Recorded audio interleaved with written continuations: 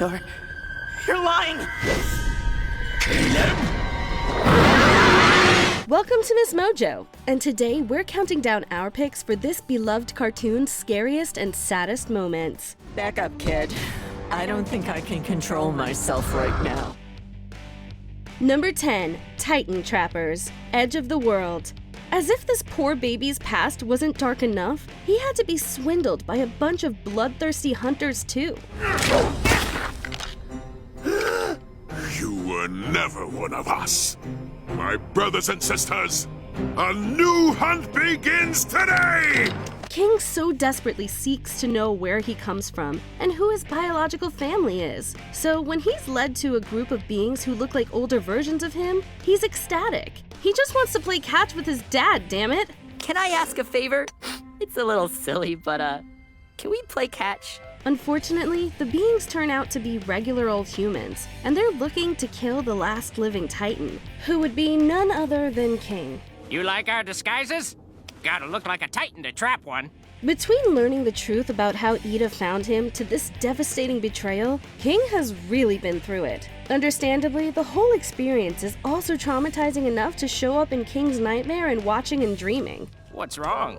Don't you recognize your siblings? But don't worry, we saved the best spot for you. Number 9, The Story of the Owl Beast, Various. Does it get much darker than a lifelong curse? Oh yeah, wait, it does. How about a lifelong curse put on you by your own sibling? And why were you so easy to curse?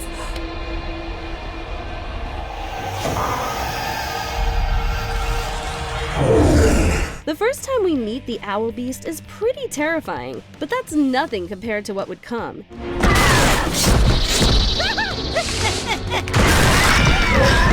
Ida would end up captured, almost petrified, and sacrificing herself to save Luz. I don't know if I can bounce back this time. Watch over King. Remember to feed Hootie. Please, no! And Luz, thank you for being in my life. Can we also talk about petrification for a second? What a horrific way to go. Then there's the fact that Ida, in her own owl beast form, hurt her father pretty badly and has appeared to live in shame ever since. Why, Ida? I forgave you. Ida would grapple with this throughout the entire series, and although she eventually made peace with the beast, it's still a horribly tragic story. Number 8, Odalia's Abuse, Various. Mama to Mittens. Remember our deal? Make this look good and we'll forgive your recent lackluster performance in school. Yes, the mother who uses her daughter's crush as a punching bag to demo a new product. Odalia's behavior isn't just self-centered, it's oftentimes plain wicked. Throughout the course of the series, she makes it clear that she would sacrifice anyone if it means gaining status or wealth. What he does with our products is none of our business. What is my business is keeping our family ahead of the rest. In her debut, the very first thing we see her do is police who her daughter befriends. What is Willow doing here? She wasn't on the guest list for a reason. But she's my best friend. And of course, we know it only gets worse from there. There are hints that even Alador, her husband, feels trapped in their marriage. Belos may be cold-hearted and evil, but Odalia really does give him a run for his money sometimes. Okay, it's super strong. I think the crowd gets it. She has a point, Odalia. Didn't you hear me? It won't rest until its enemy is completely eliminated. Number 7, Ida and Rain give themselves up. Aas Requiem. This has all sorts of darker undertones, and self-sacrifice for the greater good is only half of it. Ida is in a terrible state of mind here, which makes her willingness to give herself up that much more heart-wrenching. But it'll stop the Emperor, right? Then we play on! Backed by some mournful music, this scene is one of the hardest to watch in the series. It's visually stunning, but we can't help but hold our breath when everything, including Ida and Rain, begin to decay. It's working. Keep playing. Rain's realization that Ida has kids counting on her, and Ida being so clearly affected at that mention of them, always gets us. Do you have kids? But they're not mine. Oh, it doesn't matter. They both have real families to return to. Number 6. Everyone turned into puppets, for the future and watching and dreaming. This is not presented as super dark. In fact, it's bright and colorful. But that's probably because the concept alone is horrifying enough. You're not being very nice right now. Wait!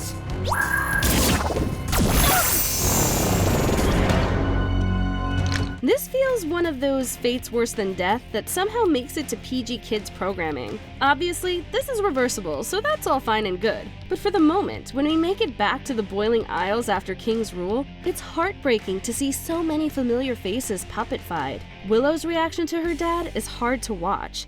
Stop it! It's me! Have you seen Papa? Wait! And some very important people face the same fate not long afterwards. Rain's capture hurts the most, though. Let me go! Which is worse, being turned into a marionette or being hallucinated into your own personal nightmare sequence?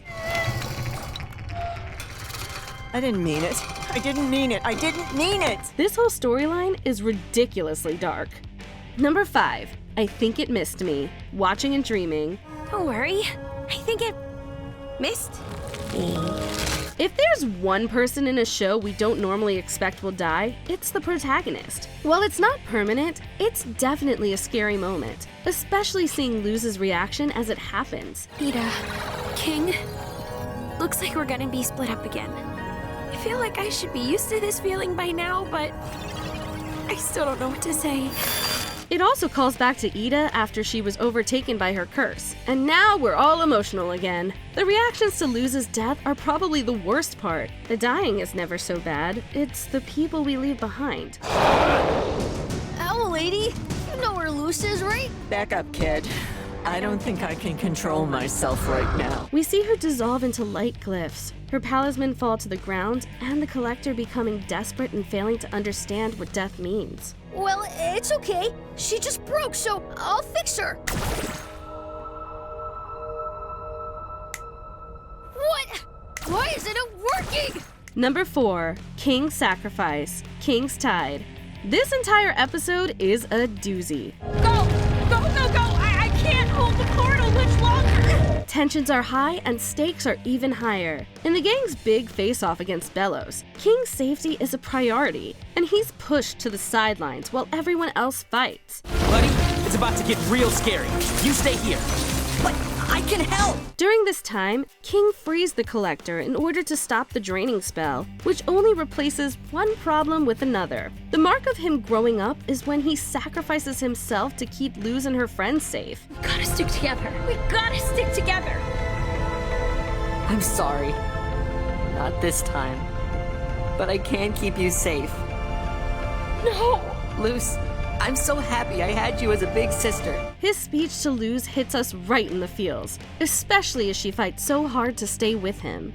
Number 3, Golden Guard Graveyard, Hollow Mind. What a shame. Out of all the Grimwalkers, you look the most like him. What? Here's the episode that helped the fandom piece together Bellows' past, or at least a part of it. The frames on the wall tell the story of 2 brothers, one of whom looks suspiciously like Hunter, or he would if his face wasn't crossed out. The sight of all the broken Golden Guard helmets is enough to send shivers racing up our spines. But once we know the whole story, it makes things even worse. I say, the Titan has big plans for you, and he does what he's told, unlike the previous attempts. I'm starting to think you make those things just to destroy them. It's implied that Bellows murdered his brother Caleb for marrying a witch and has since been creating Grimwalkers in his image. The worst part is that clearly, these Grimwalkers don't get to hang around for very long. What is this place? Where the failures end up. Number 2, The Draining Spell, King's Tide.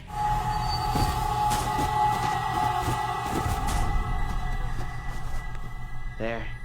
Still alive. Then we still have some work to do. It's a sucker punch to the gut watching the draining spell actually take place after so much planning to stop it. Wake up! The Resistance's efforts have failed, Bellows' lies have won, and all those who picked the wrong side had no idea what they were really in for. No, we're too late. What is happening? We watch as every character we know and love who is fortunate enough to be branded with a Coven sigil sinks to their knees and has the life force drained out of them. The spell does end before anyone dies, but not everyone was able to come out unscathed.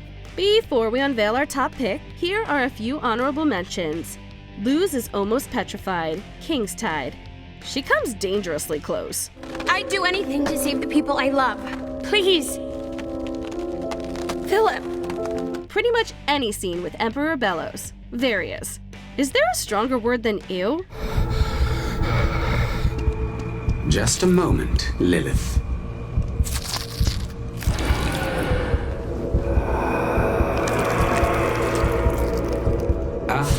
That's better. Gus's Graveyard Illusion. Through the Looking Glass Ruins. The bleeding eyes will do it.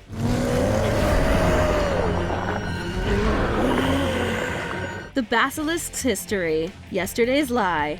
They were effectively just science experiments. My kind went extinct a long time ago, but we were brought back. They wanted to know how we drained magic. I met a basilisk once. She hurt a lot of people. For many of us, all we knew how to do was feed. Hootie Without His Skin. Follies at the Coven Day Parade. It'll take years to recover from the sight of this. This is a world of magic and beauty. Just look.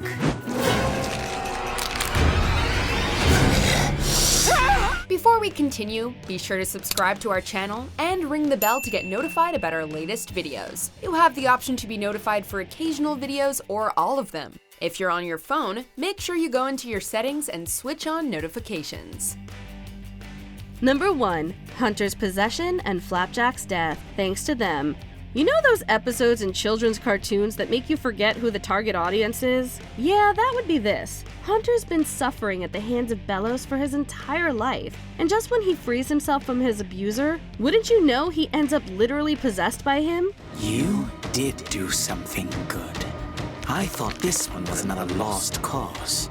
Because of you, we can finish our work as witch hunters, starting with them! While beautifully animated, it is so much to take in. Flapjack was his first friend, and it's poetic in this horribly devastating way that Hunter is saved by him. It's probably the saddest moment in the whole series and a terrible blow to the entire friend group. Children's shows often skim by death by reviving their characters in some magical way or not completely killing them off, but not this time. Flapjack. Don't. I already know.